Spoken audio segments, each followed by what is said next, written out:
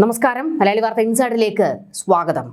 ആഭ്യന്തരമന്ത്രിയുടെ വാക്കും കേട്ട് വേലിയിലിരുന്ന വയ്യാവേലി വേണ്ടാത്തിടത്ത് വെച്ച അവസ്ഥയിലാണ് കേരള പോലീസ്. പൂങ്കുഴലിയുടെ നേതൃത്വത്തിലുള്ള അന്വേഷണ സംഘം പാതാളക്കുഴിയിൽ. പൊട്ടിച്ചിരിക്കുകയാണ് രാഹുൽ മാങ്കൂട്ടത്തിൽ MLA. വേണ്ട വേണ്ട എന്ന് ഞാൻ പറഞ്ഞതല്ലേ ഏമാന്മാരെ എന്നുള്ള ആറ്റിറ്റ്യൂഡിലാണ് രാഹുൽ.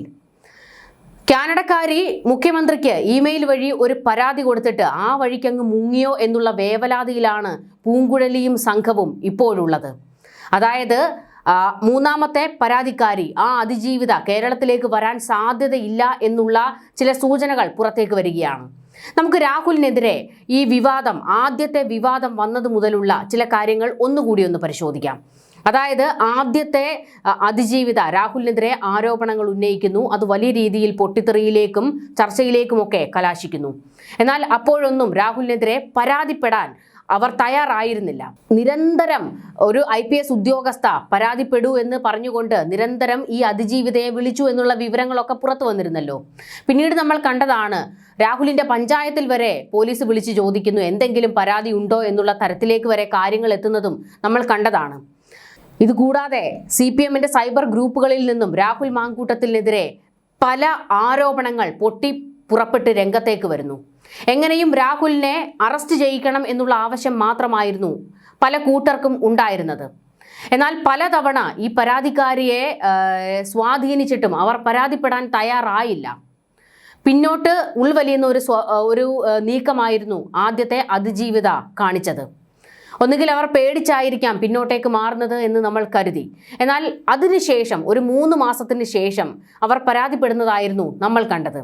അതുവരെ ഇങ്ങനെ എന്തെങ്കിലും പരാതിയുണ്ടോ ആർക്കെങ്കിലും പരാതിയുണ്ടോ, രാഹുൽ എന്ന പ്രതി ഞങ്ങളുടെ കയ്യിലുണ്ട്, ഇനി പരാതി കിട്ടിയാൽ മതി എന്നുള്ള തരത്തിൽ പോലീസ് കേരളം മുഴുവൻ കെട്ടിയെഴുന്നള്ളുന്നത് നമ്മൾ കണ്ടതായിരുന്നല്ലോ. അവിടെ നിന്ന് ഇന്നിപ്പോൾ ഈ 3ാം പരാതിയിലേക്ക് എത്തുമ്പോൾ 3ാം പരാതിക്കാരി മുഖ്യമന്ത്രിക്ക് ഇമെയിൽ വഴി പരാതി അയക്കുന്നു. തൊട്ടടുത്ത നിമിഷം മുഖ്യമന്ത്രി ഒരു സെക്കൻഡ് പോലും കളയാതെ പോലീസ് മേധാവിയെ ബന്ധപ്പെടുന്നു. കേസിന്റെ കാര്യങ്ങൾ ഏറ്റവും ഊർജിതമായി നടത്തണമെന്നും അതിന് ഒരു സംഘത്തെ തയ്യാറാക്കണമെന്ന് പറയുന്നു. തൊട്ടടുത്ത നിമിഷം പൂങ്കുഴലിക്ക് തന്നെ ഈ കേസും കൈമാറുന്നു. പൂങ്കുഴലി രാഹുലിന്റെ അറസ്റ്റിന് ഒരു 8 അംഗ സംഘത്തെ തയ്യാറാക്കുന്നു. അറസ്റ്റെല്ലാം എടുപിടിയെന്ന് നടന്നു. എന്നാൽ അപ്പോഴൊക്കെയും രാഹുൽ മാങ്കൂട്ടത്തിന് ഈ ചിരിയായിരുന്നു മുഖത്തുണ്ടായിരുന്നത്. എന്നാൽ ഇപ്പോൾ രാഹുൽ മാങ്കൂട്ടത്തിന്റെ 3ാം പരാതി കിട്ടിയതിന്റെ അടിസ്ഥാനത്തിൽ നടത്തിയ അന്വേഷണം ബഹുദൂരം മുൻപോട്ടേക്ക് പോകുമ്പോൾ പോലീസ് ഇപ്പോൾ ഭയക്കുകയാണ്. അവർ പിന്നിലേക്ക് വലിയുന്നു. ഈ കേസ് എങ്ങോട്ടേക്കാണ് പോകുന്നത്? കാനഡക്കാരി ഒരു പരാതി നൽകുന്നു എന്നുള്ളതല്ലാതെ അവർ കേരളത്തിലേക്ക് വരാനോ അല്ലെങ്കിൽ പരാതിയിൽ ഒപ്പിടാനോ പോലും തയ്യാറാകുന്നില്ല. എങ്കിൽ മാത്രമേ മറ്റ് നടപടികളുമായിട്ട് അന്വേഷണ സംഘത്തിന് മുൻപോട്ട് പോകാൻ കഴിയുകയുള്ളൂ. അവരുടെ വൈദ്യപരിശോധന ഉൾപ്പെടെ നടത്തേണ്ടതുണ്ട്.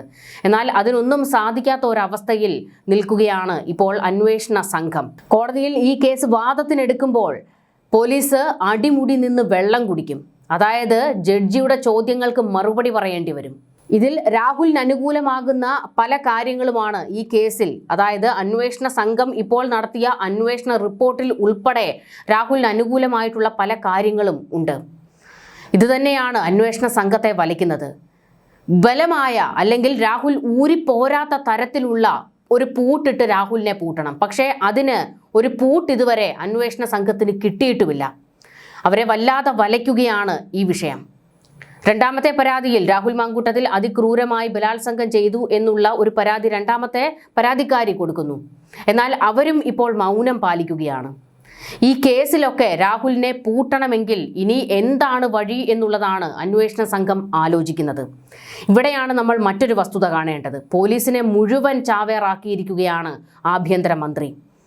എന്നാൽ നമ്മൾ കാണേണ്ട മറ്റൊരു വസ്തുത കൂടിയുണ്ട്. പിണറായി വിജയൻ അതിബുദ്ധിമാനാണ്. പിണറായി വിജയൻ നേരിട്ടങ്ങിറങ്ങി രാഹുൽ മാങ്കൂട്ടത്തിനെ വേട്ടയാടാൻ ഇറങ്ങുമോ? അല്ലെങ്കിൽ രാഹുൽ മാങ്കൂട്ടത്തിൽ വേട്ടയ്ക്ക് വേണ്ടി പിണറായി വിജയൻ നേരിട്ടങ്ങിറങ്ങുമോ എന്നുള്ള ചോദ്യമുണ്ട്. കാരണം അതിജീവിതമാരുടെ പരാതി കിട്ടുന്നത് മുഖ്യമന്ത്രിക്കാണല്ലോ. പിന്നീട് മുഖ്യമന്ത്രി നേരിട്ടങ്ങിറങ്ങുന്ന കാഴ്ചയായിരുന്നു നമ്മൾ കണ്ടത്. എന്നാൽ രാഹുലിന് മുൻപ് ജാമ്യം കിട്ടുന്ന സാഹചര്യമൊക്കെ ഉണ്ടായപ്പോൾ ഈ കേരളത്തിൽ രാഹുലിന് അനുകൂലമായ ഒരു തരംഗം ഉണ്ടാകുന്നു എന്നുള്ളത് പിണറായിക്കും ബോധ്യപ്പെട്ട കാര്യമാണ്.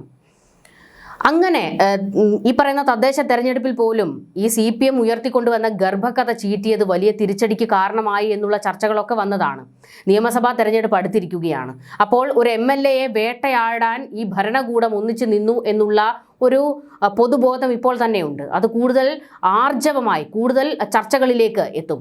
ഇതൊക്കെ CPMനെ തിരിച്ചടി ഉണ്ടാക്കുന്ന വിഷയങ്ങൾ തന്നെയാണ്.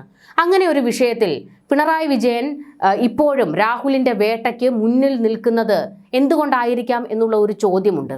അവിടെയാണ് ഒന്നെങ്കിൽ അത് ശബരിമല മുക്കുന്നതിന് വേണ്ടിയാകാം. കാരണം ശബരിമല വിഷയം സർക്കാരിൻ്റെ തല പിളർക്കുന്ന രീതിയിലേക്കാണ് അന്വേഷണം മുൻപോട്ട് പോകുന്നത്. ഹൈക്കോടതി ഒരു ഇഞ്ച് പിന്നോട്ട് പോകാൻ തയ്യാറാകുന്നില്ല. മാധ്യമങ്ങളിൽ നിന്ന് വരുന്ന ശബരിമല വാർത്ത സർക്കാരിനെ അത്രത്തോളം പൊള്ളിക്കുന്നുണ്ട്. കാരണം ശബരിമല വിഷയം ജനങ്ങൾ എത്ര ഗർഭക്കേസ് കൊണ്ടുവന്നിട്ടും അവർ അത് ഉറ്റുനോക്കുകയും ചർച്ച ചെയ്യുകയും ചെയ്യുന്നുണ്ട്. ശബരിമല വിഷയം ഹൈക്കോടതിയിൽ നിന്ന് സർക്കാരിനും CPMനും ദേവസ്വം ബോർഡിനും തിരിച്ചടി ഉണ്ടാക്കുന്ന പല കാര്യങ്ങളാണ് കോടതി പറഞ്ഞിരിക്കുന്നത്. ജഡ്ജി സർക്കാരിനെയും CPMനെയും ദേവസ്വം ബോർഡിനും തീയിടുന്ന പ്രസ്താവനകൾ ഇതിനു മുൻപ് നടത്തുന്നത് നമ്മൾ കണ്ടു കഴിഞ്ഞു. ആ ശബരിമല വിഷയത്തിൽ ഹൈക്കോടതി സർക്കാരിനെ തീച്ചൂളയിൽ നിർത്തിയിരിക്കുന്നു. ഈ വിഷയം ആവോളം പൊള്ളിക്കുമ്പോൾ മാധ്യമങ്ങളിൽ നിന്ന് അത് ഇട്ടുമാറ്റണം. മറ്റൊരു വിഷയം ചർച്ചയാകണം. വിവാദം മറ്റൊരു വിഷയത്തിൽ കത്തി നിൽക്കണം. അതൊക്കെ ഒരു ആവശ്യമാണ്. ഒന്നുകിൽ അതിനു വേണ്ടിയിട്ടാണ് രാഹുൽ മാങ്കൂട്ടത്തിൽ എന്ന പെർവേർട്ടിനെ ഈ ഭരണകൂടം മുച്ചൂട് മുടിക്കാൻ ഇറങ്ങിയിരിക്കുന്നു എന്ന്, അതിന് നേരിട്ട് പിണറായി വിജയൻ ഇറങ്ങിയിരിക്കുന്നു എന്ന് കാണിക്കുന്നു. മറ്റൊരു വിഷയം, കഴിഞ്ഞ ദിവസം ഒരു നീക്കം നടന്നിരുന്നു. അതായത് ഡൽഹി കോടതിയിൽ മുഖ്യമന്ത്രിയുടെ മകളുടെ മാസപ്പടി കേസിൽ അന്തിമവാദം തുടങ്ങിയിട്ടുണ്ട്. എന്നാൽ വേണ്ട രീതിയിൽ അത് കേരളത്തിലെ മാധ്യമങ്ങളിൽ ചർച്ചയായില്ല. മാധ്യമങ്ങൾ മനഃപൂർവ്വം ആ ഒരു കേസ് വലിയ രീതിയിൽ ചർച്ചയാക്കിയില്ല, അതിന് ഹൈപ്പ് കൊടുത്തില്ല. അങ്ങനെ ഹൈപ്പ് കൊടുത്തു എന്നല്ല, ആ ഒരു അത് ഒന്ന് ഓർത്തു നോക്കണം. സംസ്ഥാനം ഭരിക്കുന്ന മുഖ്യമന്ത്രിയുടെ മകൾക്ക് നേരെയാണ് ഇങ്ങനെ ഒരു ആരോപണം. ആ ആരോപണത്തിലാണ് ഡൽഹിയിൽ കേസ് നടന്നുകൊണ്ടിരിക്കുന്നത്. പക്ഷേ കേരളത്തിൽ എത്ര പേർ ആ വിഷയം അറിഞ്ഞു? അത് എവിടെയും ചർച്ചയായില്ല. ഒരു അന്തിചർച്ചയ്ക്ക് പോലും ആ വിഷയം ഏറ്റെടുത്തില്ല. വീണ വിജയനെ മാസപ്പടി കേസുമായി ബന്ധപ്പെട്ട് ചാനൽ ചർച്ചകളിൽ കീറി മുറിക്കാൻ ഇട്ടുകൊടുക്കരുത്. അതിനുവേണ്ടിയും കൂടി ഈ രാഹുൽ വിഷയം കത്തിക്കാൻ പ്രത്യേക ഒരു നീക്കം നടന്നു എന്നുള്ളത് ഏറ്റവും പ്രധാനപ്പെട്ട ഒരു കാര്യമാണ്. മറ്റൊരു വസ്തുത, എടോ പിണറായി വിജയ എന്ന് മുഖ്യമന്ത്രിയെ വിളിച്ചതും അതുപോലെ തന്നെ രാഹുലിനെ കണ്ടുകൂടാത്ത വലിയൊരു വിഭാഗം CPMകാർ ഇവിടെയുണ്ട്. അതായത് വ്യക്തി വൈരാഗ്യം രാഹുലിനോടുള്ള ആൾക്കാർ, അവർക്കൊക്കെ ഇതൊരു അവസരമായി. രാഹുലിനെതിരെ ഇങ്ങനെ കേസുകൾ വരുന്നത് ഒരു അവസരമായി. ഇതോടുകൂടി അവനെ അങ്ങ് തീർക്കണം എന്നുള്ള ആവശ്യവുമായി വലിയൊരു കൂട്ടർ ഇറങ്ങിയിട്ടുണ്ട്. അതിന് മുഖ്യമന്ത്രി മൗനാനുവാദം കൊടുക്കുന്നു. അതാണ് ഈ രാഹുൽ മാങ്കൂട്ടത്തിൽ വിഷയം മാത്രം കേരളത്തിൽ ഇങ്ങനെ കിടന്ന് കറങ്ങാൻ കാരണമാകുന്നത്. എന്നാൽ ഇതെല്ലാം വലിയ രീതിയിൽ തിരിച്ചടിക്കാൻ പോകുന്നത് പോലീസ് സംവിധാനത്തെയാണ്. ആഭ്യന്തര മന്ത്രി തന്നെ ഇവിടുത്തെ പോലീസിനെ കോടതിക്ക് മുൻപിൽ കോടതിയുടെ വിമർശനങ്ങൾക്ക് ഇട്ടുകൊടുക്കുന്ന ഒരു സമീപനമാണ് പിണറായി വിജയൻ സ്വീകരിക്കുന്നത്. കാരണം ഈ കേസിൽ രാഹുലിന് ഊരിപ്പോരാൻ ഒരുപാട് പഴുതുകളുണ്ട്. രാഹുലിൻ്റെ അഭിഭാഷകർ പോലീസിനെ കുടുക്കുന്ന തരത്തിലേക്കും കോടതിയിൽ ചില വാദപ്രതിവാദങ്ങൾ നടത്തും. ഇതെല്ലാം പൂങ്കുഴലി ഉൾപ്പെട്ട അന്വേഷണ സംഘത്തിന് തിരിച്ചടി ഉണ്ടാക്കുന്ന കാര്യങ്ങളാണ്. പോലീസിനെയും ചാവേറുകളാക്കി, അതായത് ഈ അന്വേഷണം നടത്തുന്ന അന്വേഷണ സംഘത്തെയും ചാവേറുകളാക്കി ഇട്ടുകൊടുത്തിരിക്കുകയാണ് പിണറായി വിജയൻ. പീഡനക്കേസിൽ കുടുങ്ങിയ രാഹുൽ മാങ്കൂട്ടത്തിലിനെ പൂട്ടാൻ പല വഴിയാണ് ഇപ്പോൾ പോലീസ് പരിശ്രമിക്കുന്നത്. എന്നാൽ ഇതെല്ലാം എത്ര കണ്ട് വിജയിക്കും എന്നുള്ളതും ഒരു ചോദ്യമാണ്. അവിടെയാണ് ഈ കാനഡയിൽ ഇരുന്നു കൊണ്ട് പരാതിപ്പെട്ട അവർ കേരളത്തിലേക്ക് എത്തിയില്ലെങ്കിൽ അത് വലിയ തിരിച്ചടി പോലീസിന് ഉണ്ടാക്കാൻ പോകുന്നത്. നമ്മൾ കഴിഞ്ഞ ദിവസം കണ്ടതായിരുന്നു TP സെൻകുമാർ പോലീസിന് വലിയ മുന്നറിയിപ്പ് കൊടുക്കുന്നത്. ഇത് പോലീസിന് തന്നെ തിരിച്ചടി ഉണ്ടാക്കും എന്നുള്ള വലിയ ഒരു നിർദ്ദേശമായിരുന്നു, ഒരു മുന്നറിയിപ്പായിരുന്നു TP സെൻകുമാർ കൊടുത്തത്. കാരണം പോലീസിൻ്റെ ഇപ്പോൾ നടക്കുന്ന അന്വേഷണം അത് രാഹുലിന് ഗുണം ചെയ്യുകയാണ്. അയാൾക്ക് ഈ കേസിൽ നിന്ന് ഊരിപ്പോരാനുള്ള പഴുത് പോലീസ് തന്നെ ഇട്ടുകൊടുക്കുകയാണ് ചെയ്തിരിക്കുന്നത് എന്നുള്ള ഒരു വലിയ കാര്യം വെളിപ്പെടുത്തുകയായിരുന്നു TP സെൻകുമാർ ചെയ്തത്. അതുതന്നെയാണ്, അതായത് കൃത്യമായി ഈ മൂന്നാം പരാതിയിൽ പരാതിക്കാരിയുടെ പരാതി സ്വീകരിക്കാൻ, അല്ലെങ്കിൽ അവർ ഒരു സ്റ്റേഷനിലേക്കല്ല അവരുടെ പരാതി എത്തിയിരിക്കുന്നത്. പരാതി രേഖപ്പെടുത്തി കഴിഞ്ഞാൽ എത്രയും പെട്ടെന്ന് സ്റ്റേഷനിലെത്തി ഈ അതിജീവിത ഒപ്പിട്ട് നൽകണം. എന്നാൽ അത്തരത്തിലുള്ള കാര്യങ്ങളൊന്നും തന്നെ നടന്നിട്ടില്ല.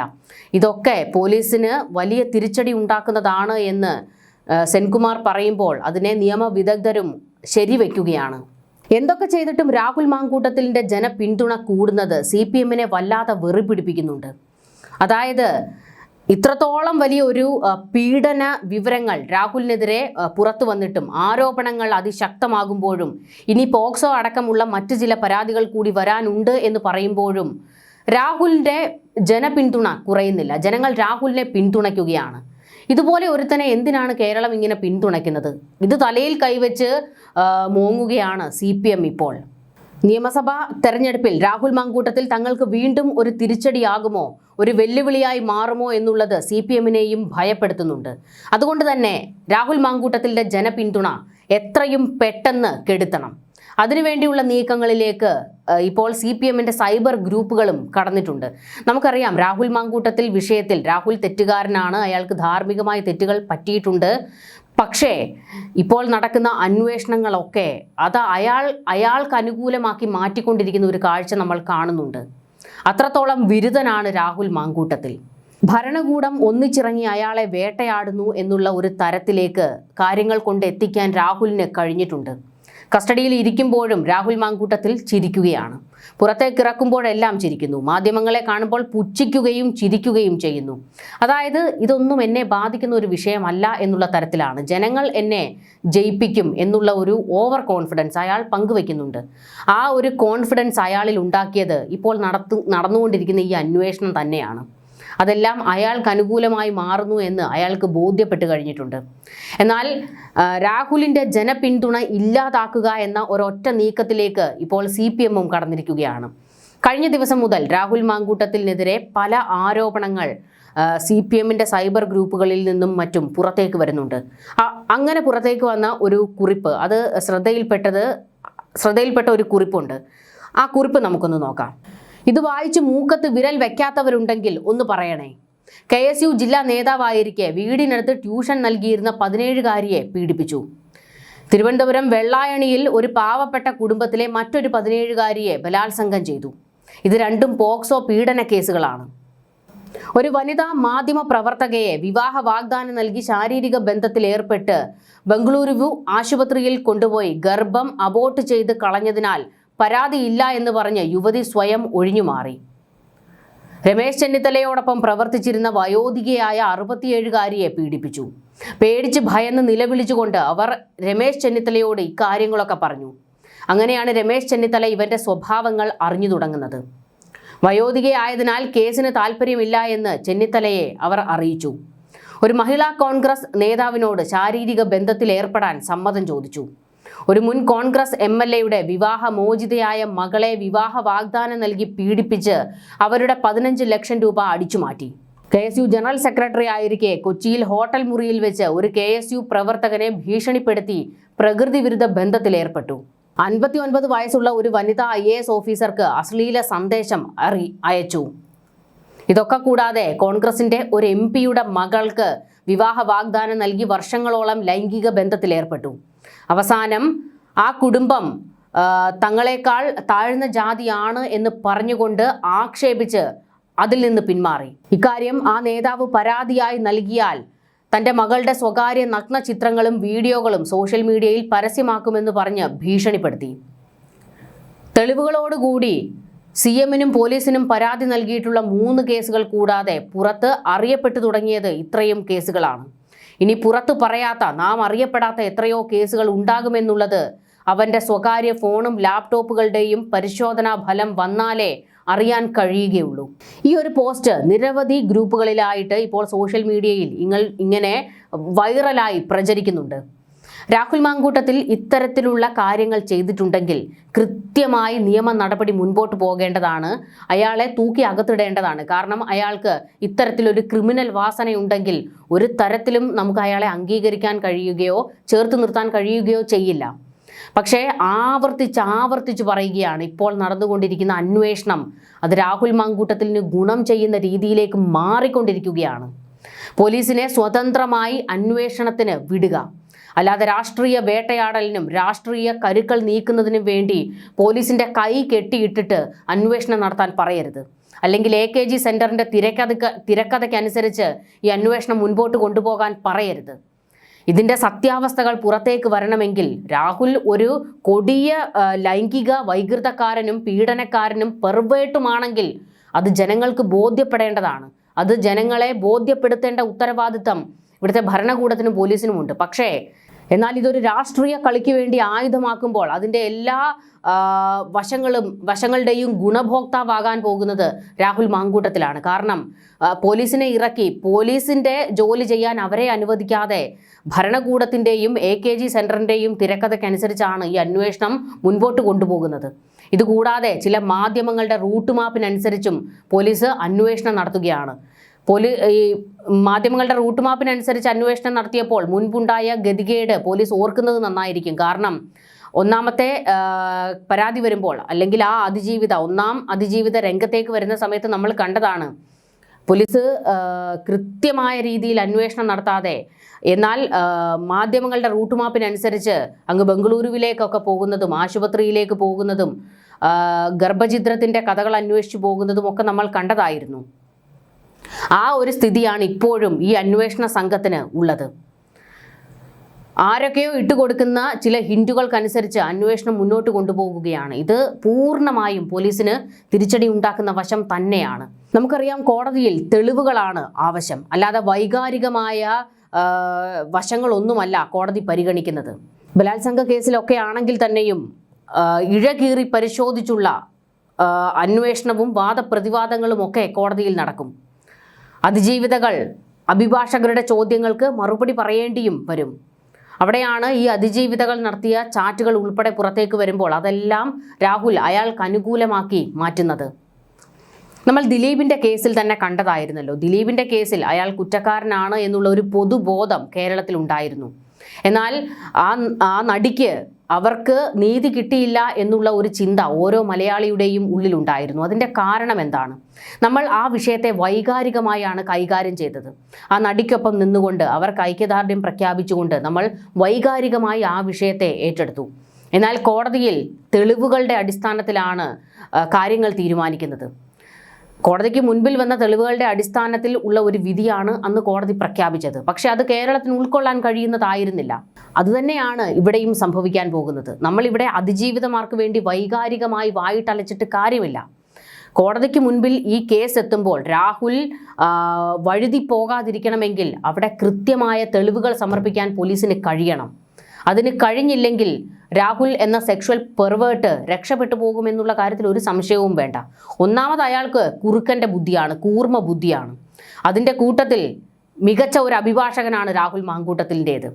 ഫെനി ഇന്ന് പങ്കുവച്ച പോസ്റ്റിൽ പറയുന്നുണ്ട്, എൻ്റെ പക്കലുള്ള എല്ലാ തെളിവുകളും, അതായത് അതിജീവിത തന്നോട് ചാറ്റ് ചെയ്ത എല്ലാ വിവരങ്ങളും, രാഹുലിനെ കാണണം, 3 മണിക്കൂർ സംസാരിക്കണം, ഒരുമിച്ച് നിൽക്കണം എന്നൊക്കെ പറയുന്ന ആ ചാറ്റ്, അതിൻ്റെ എല്ലാ വിശദാംശങ്ങളും രാഹുലിൻ്റെ അഭിഭാഷകന് കൈമാറിയിട്ടുണ്ട് എന്ന് ഫെനി പറയുന്നുണ്ട്. ഇതൊക്കെ അതിജീവിതമാർക്ക് തിരിച്ചടി ഉണ്ടാക്കുന്ന കാര്യങ്ങളാണ്. 3-ാം പരാതിക്കാരിക്ക് വലിയ രീതിയിൽ തിരിച്ചടി ഉണ്ടാക്കുന്നതാണ് ഫെനി പങ്കുവച്ച പോസ്റ്റുകൾ. അപ്പോൾ അത്തരത്തിൽ രാഹുൽ മാങ്കൂട്ടത്തിൽ വഴുതി പോകാതിരിക്കണമെങ്കിൽ കൃത്യമായ അന്വേഷണം ഇനിയെങ്കിലും നടക്കണം. ന്യൂസ് ഡെസ്ക് മലയാളി വാർത്ത ഇൻസൈഡ്.